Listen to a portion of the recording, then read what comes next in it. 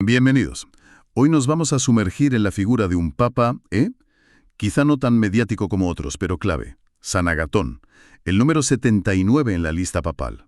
Un pontificado corto, del 678 al 681. Y para guiar esta exploración nos apoyamos en un análisis muy interesante de Civic, ODM, sobre liderazgo y fe. Lo usan a él, a Agatón, como un caso de estudio. Y es que su historia tiene miga. Un monje de Sicilia, seguramente con raíces griegas, formado entre Oriente y Occidente. Y llega al papado en un momento, de crisis total. La Iglesia llevaba más de un siglo rota por debates sobre Cristo. Nuestra misión hoy, entender cómo Agatón se enfrentó a una herejía muy específica, el monotelismo. Pero ojo, no solo era defender la doctrina, quiso ir más allá. Intentó restaurar la unidad con Constantinopla, proponiendo una visión donde, la verdad y la caridad fuesen de la mano, no enemigas. Se puede presentar la verdad, incluso la más difícil, como un acto de amor que une. Pues vamos a ver qué hizo Agatón. Claro, es que para entender la magnitud del reto hay que situarse. Siglo VII. Las réplicas del Concilio de Calcedonia, del 451, seguían agitando todo. Calcedonia había definido las dos naturalezas de Cristo, ¿verdad? Divina y humana. Exacto. Pero de ahí surgieron más problemas. Primero el monofisismo, una sola naturaleza, la divina. Y ahora, en tiempos de Agatón, el lío era el monotelismo. Que es más sutil, ¿eh? A ver, explícanos eso. Pues mirad, el monoteleitismo aceptaba las dos naturalezas, ¿vale? Pero decía que en Cristo había una sola voluntad, una sola forma de operar, y era la divina. Vale. Suena técnico, pero ¿por qué era tan problemático? Porque si Cristo no tiene una voluntad humana, real, auténtica, es de verdad humano, ¿cómo puede redimir nuestra voluntad, que sí es humana, a menudo débil o rebelde? Claro. Se corría el riesgo de convertir a Cristo en una especie de fachada humana manejada por hilos divinos. Y eso minaba toda idea de que se hizo uno de nosotros. Y esto no era un debate de salón, ¿eh? Había décadas de peleas, exilios, hasta violencia. Así que cuando eligen a Agatón, en el 678, la sensación era de o ahora o nunca. O se aclaraba esto, o la ruptura entre Roma y Constantinopla, Occidente y Oriente, era ya definitiva. Entendido. Un panorama bastante penso, la verdad. ¿Y Agatón qué hace? Se pone a la defensiva. Porque el análisis de Civic ODM dice que no, que su enfoque fue... Totalmente. Fue proactivo. Nada de esperar a verlas venir. Casi nada más llegar, en el 679, convoca un sínodo importante en Roma, con obispos de Occidente. ¿Para qué? No para responder a un ataque, sino para construir, para articular, en positivo, la fe de siempre. Hay una frase en el material que me llamó la atención. Dice algo como que su propósito no era tanto vencer a los herejes. Sí, sino revelar el esplendor de la verdad que vence por sí misma. Es genial esa idea. Exacto. Buscaba que la propia coherencia, la belleza de la doctrina correcta, fuera lo que convenciera. Una estrategia más de atraer, no solo de chocar. Justo eso. Preparó el terreno con mucho cuidado. Sabía que el escenario decisivo iba a ser Oriente, bajo el paraguas del emperador. Y así fue, ¿no? El famoso Tercer Concilio de Constantinopla. Así fue. El emperador Constantino IV, que quería paz religiosa en el imperio, lo convocó. Empezó a finales del 680. Agatón ya era mayor, no fue en persona, pero envió legados, gente de confianza y muy bien preparada. ¿Y llevaban algo importante, imagino? La carta doctrinal del Papa, su profesión de fe personal y de la Iglesia de Roma. Y las fuentes, como recoge el análisis, dicen que esa carta es, una joya teológica, de lo mejorcito sobre cristología del primer milenio. Vaya, ¿y qué tenía esa carta para ser tan especial? ¿Repetía lo de siempre o había algo nuevo? Repetía la fe tradicional, sí, la de Calcedonia, pero con una claridad y un equilibrio asombrosos. Naturalezas completas. Sin mezclarse, pero sin separarse. Y aquí el punto clave contra el monotelismo. Si hay dos naturalezas, tiene que haber dos voluntades. Una divina y una humana. Y dos modos de operar. Lógico. Pero, y aquí está el toque de Agatón, estas dos voluntades no luchan entre sí. No están en conflicto. La voluntad humana de Cristo sigue perfectamente a la divina, y no porque esté forzada, Entonces, sino por una armonía perfecta de amor. La voluntad humana no queda anulada, sino que se realiza plenamente al unirse libremente, por amor, a la voluntad divina. qué bonito suena eso. Y lo exponía con muchísimas citas de la Biblia, de los padres de la Iglesia, con una lógica muy sólida. Cuando la leyeron en el concilio en Constantinopla, el impacto fue tremendo.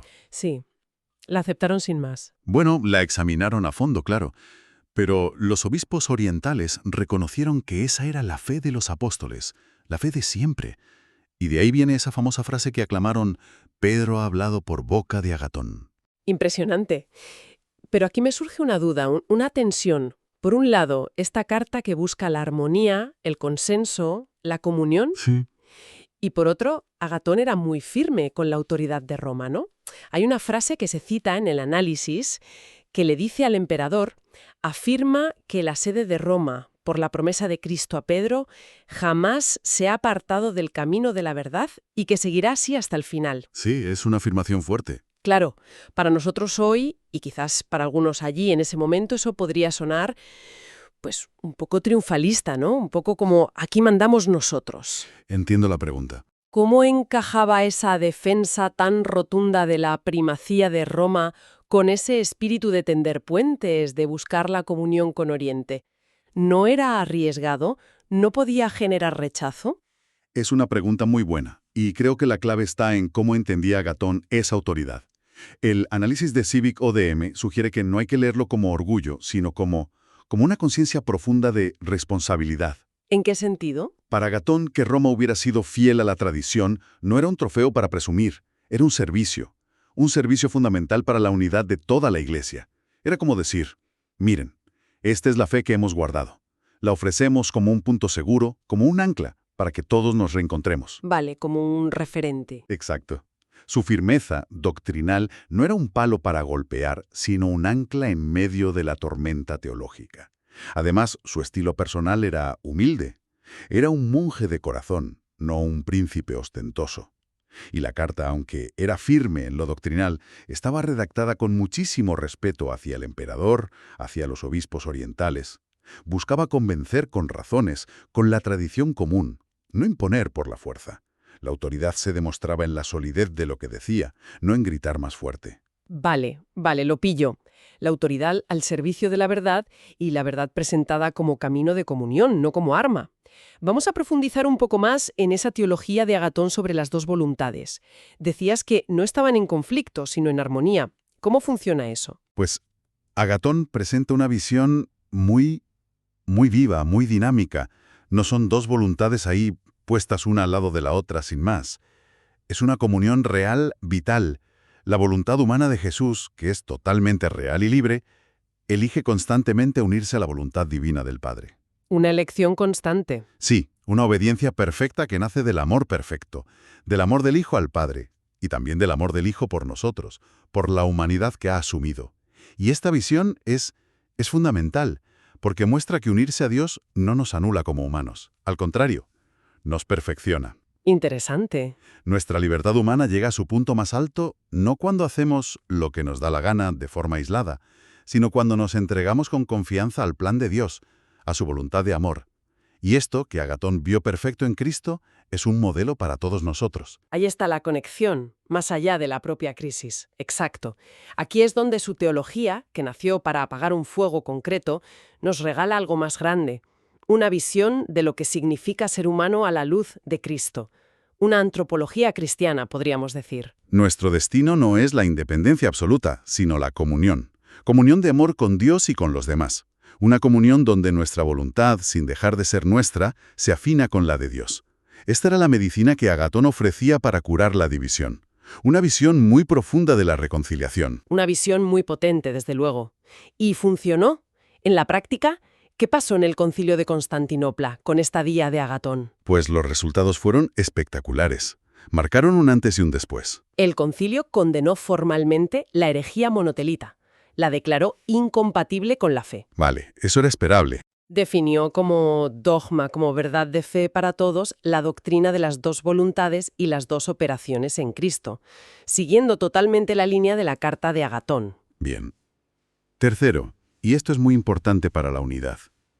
Muchos obispos orientales que habían estado en posiciones monotelitas o, distanciados de Roma por toda esta historia, se reconciliaron. Volvieron a la comunión plena. Eso sí que es un logro. El emperador Constantino IV ratificó todo lo decidido. Le dio fuerza de ley en el imperio. Selló esa paz religiosa que tanto buscaba. Fue una restauración de la unidad doctrinal y eclesial muy, muy significativa. El análisis de Civic o DM habla de una victoria de la verdad sobre la confusión y un triunfo de la caridad, y recalca eso de que no hubo vencedores humanos, en plan humillar al otro. Sí, eso es. Dice que la verdad se manifestó como un regalo del Espíritu, aceptado por todos. Encaja perfectamente con el perfil de Agatón que estamos dibujando. Totalmente. Y ese talante, ese estilo, no era solo para la alta teología o la diplomacia. Se veía en su día a día como obispo de Roma. Las fuentes dicen que se preocupaba mucho por la disciplina del clero, su formación, por la moralidad general, y tenía una atención especial por los pobres, los necesitados. Un pastor, vamos. Un pastor completo. Siguió restaurando iglesias que estaban dañadas, impulsó la belleza de la liturgia. Entendía que la fe hay que celebrarla bien, ¿no? Como reflejo de esa verdad y armonía que predicaba. Su espiritualidad, parece ser, unía esa firmeza doctrinal que hemos visto con una dulzura, una misericordia muy pastoral. No veía contradicción. Riguroso y compasivo a la vez. Eso es, para él, ser santo y buscar la verdad iban juntos. Eran, de hecho, la mejor manera de gobernar la Iglesia. Hay un detalle casi de película en su vida. Murió en enero del 681, justo cuando el concilio en Constantinopla estaba terminando o acababa de terminar. Sí. Pero antes de que le llegara la noticia oficial del éxito a Roma. Es como si el director se fuera justo antes de los aplausos. Sí, es un dato curioso y que a menudo se ha visto como providencial, como si su misión concreta, sembrar esa semilla de reconciliación basada en una verdad clara y dicha con caridad, ya estuviera hecha. Había cumplido. Había entregado la carta, sus legados hicieron su trabajo, el concilio aceptó la doctrina, el fruto ya estaba ahí. Su muerte justo entonces evitó cualquier posible vanagloria personal. Y la gente en Roma lo empezó a venerar como santo, enseguida. Lo recordaban justo así, el Papa Conciliador, el que supo llevar a la Iglesia a la unidad. Si lo comparas con otros papas de la época, como San Martín I, que murió en el exilio por oponerse al monotelismo. Sí. O la figura polémica de Honorio I, acusado después de muerto de haber sido ambiguo. El pontificado de Agatón brilla como un momento de claridad y resolución. Entonces, si miramos el cuadro completo, ¿cuál dirías que es el peso histórico real de este pontificado tan corto? Apenas 3 años. Pues es enorme, mucho más grande de lo que parece por la duración. Marca el cierre definitivo de todo ese ciclo larguísimo y doloroso de polémicas sobre quién era Cristo realmente, controversias que habían sacudido a la Iglesia durante siglos. Con Agatón y el Tercer Concilio de Constantinopla se llega a una síntesis doctrinal que aceptan Oriente y Occidente y que va a durar. Una base sólida para el futuro. Exacto. El análisis de Cívico DM sugiere que esto liberó muchas energías en la Iglesia. Le permitió, dice, pensar, enseñar y amar sin miedo a caer otra vez en las mismas disputas. Y su ejemplo personal también dejó huella. Demostró que se puede ser un teólogo finísimo, intelectualmente brillante y a la vez ser humilde. Y que la caridad no es un añadido bonito a la verdad, sino la forma misma en que la verdad se tiene que mostrar. La doctrina más profunda es la que une, la que reconcilia. Y también de una visión particular del papel del Papa, ¿no? Hablabas antes de esa tensión entre autoridad y comunión. Exacto. El pontificado de Agatón es un ejemplo de libro, de cómo ejercer el servicio del Papa, el ministerio petrino, como garante de la verdad y a la vez servidor de la comunión. No impuso su doctrina a Oriente por la fuerza bruta o por politiqueo. La propuso, con argumentos sólidos, con respeto y con una preocupación evidente por el bien de toda la Iglesia. Se ganó el consenso. Se lo ganó, por la integridad de su fe y la coherencia de lo que proponía. Mostró que la autoridad de Roma, en su mejor versión, no es un poder que domina, sino un punto de referencia estable, un punto basado en la fidelidad a la tradición, pero puesto al servicio de la unidad de todos en la caridad. Atrajo a Oriente con integridad y, podríamos decir, con ternura. Vale. Entonces, Intentando resumir todo esto, ¿qué nos llevamos de Agatón? ¿Cuál es la esencia de su legado? Hemos visto a este papa como un puente entre culturas, Oriente y Occidente, clave para desactivar una crisis enorme, la del monotelismo, y lo hizo con una defensa clara, afirmativa, de la fe, las dos voluntades en Cristo. Pero quizá lo que más resuena es esa insistencia suya en unir verdad doctrinal y caridad pastoral, como dos caras de la misma moneda. Sí, inseparables para él. Su papado parece decirnos que ser firme en las convicciones no solo puede, sino que debe ir con un espíritu de diálogo, de respeto, de buscar activamente la reconciliación. Su liderazgo no fue tanto una demostración de poder, sino un servicio a la unidad, anclado en una verdad que se proponía y se vivía con amor. Hay una frase del material que creo que lo clava: la verdad sin amor divide, pero el amor sin verdad destruye, solo su unión redime. Agatón parece que buscó eso, esa unión redentora. Estoy totalmente de acuerdo. Y esa visión de la comunión entre lo divino y lo humano en Cristo, como modelo para la comunión en la Iglesia, entre Oriente y Occidente, y al final entre Dios y cada persona, es de una actualidad tremenda. Nos lleva al hoy, claro. Claro. Y esto nos plantea una reflexión final quizás un poco provocadora. Vivimos tiempos muy marcados por la polarización, ¿no? Por la crispación en los debates, por la dificultad para encontrar puntos en común. Y a veces vemos la tentación de separar la defensa de la verdad, o lo que cada uno entiende por verdad, de la exigencia de la caridad. O al revés, diluir la verdad en nombre de un falso buenismo. Sí, se ve mucho eso. Entonces, frente a esto, ¿qué nos enseña Agatón hoy? Él fue firme en la doctrina, no la rebajó ni un milímetro, pero a la vez puso un énfasis enorme en la caridad, la humildad, la paciencia, la búsqueda de la reconciliación como el método para proponer esa verdad. La pregunta es, ¿cómo podríamos aplicar hoy, en nuestros líos actuales, sean religiosos, políticos, sociales, esa doble fidelidad a la verdad y al amor que él intentó vivir? Es una pregunta potente que nos deja su historia, ¿verdad? Para darle una vuelta.